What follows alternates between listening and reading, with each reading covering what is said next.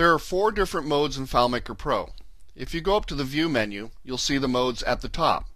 You have Browse mode, which has a check mark next to it because that's the mode we're in right now. Find mode, Layout mode. And we spent some time in Layout mode. If you remember, we used the Edit Layout button, which is the same thing, to go into Layout mode to add all these fields over here onto the layout. And then you have Preview mode. We'll go over each of these modes in more detail, but right now we want to concentrate on Browse mode because that's where you do data entry. And what we're going to do is show you how to enter data into these fields. All you do is click down to the field that you want, and your cursor goes into that field. And it's like a mini word processor. But you may be wondering, well, where are these fields? How do you know they're there? Well, we're going to add some interface options later so that those fields really pop out so you can see them more easily so users don't have to guess where the fields are. So that'll come later. For right now, just know that they're to the right of this label. And once you get your cursor in there, you just start typing, just like a word processor. All the text goes where the cursor is blinking. And then to get down to the next field, you simply click into it. And you notice it has a black outline around it. But all the fields that aren't currently active have a dotted line around it. So remember that. This is a little indicator where you're typing, not just the cursor, but that black outline. So we'll type in the address. And then you can also tab if you want to not touch the mouse. And notice that it goes to account mod, which is the next field in the tab order. You can actually change that tab order to whatever you want. We'll cover that in a later section. So what you want to do in this case, since you can't type into that, and we'll show you, remember we set it to prevent modification. If I try to type something in it gives you this message. You can't perform this action. So we'll tab to the next field, and we don't want anything in address 2, so we'll tab to the next field. And if you accidentally tab too far, well, you can click your cursor back to here, or you can hold down the Shift key and type tab.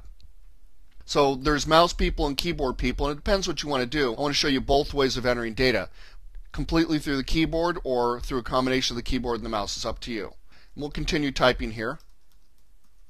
And you notice that just like a word processor, we can use the arrow keys on the keyboard to move to where we want if we've made a spelling error. Just delete and type in whatever you want. We can also highlight text and type in whatever we want. Hit the delete key, make the corrections. We can go ahead and do whatever we want. We can highlight the whole thing if we want and start typing over from scratch. You have full word processing capabilities in here. So we'll hit tab to go to the state field. Tab again. Enter the phone number. Then go down to the email address.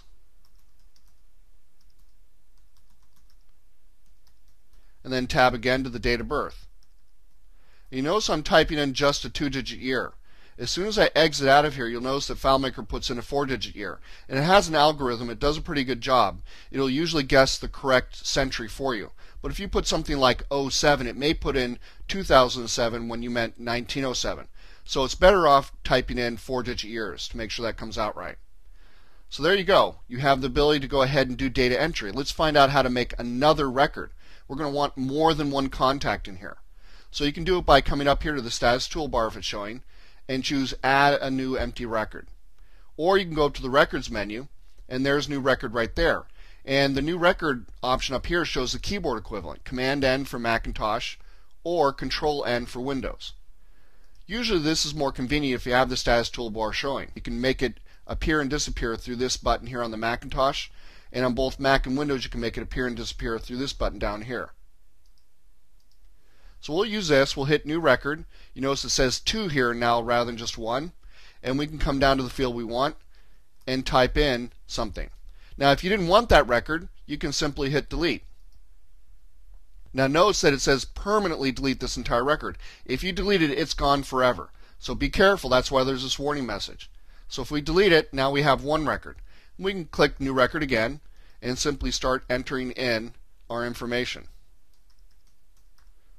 And then we can create as many new records as we want. So this is how you enter data. It's very easy to do. Just think of a word processor and you'll have no problem doing this.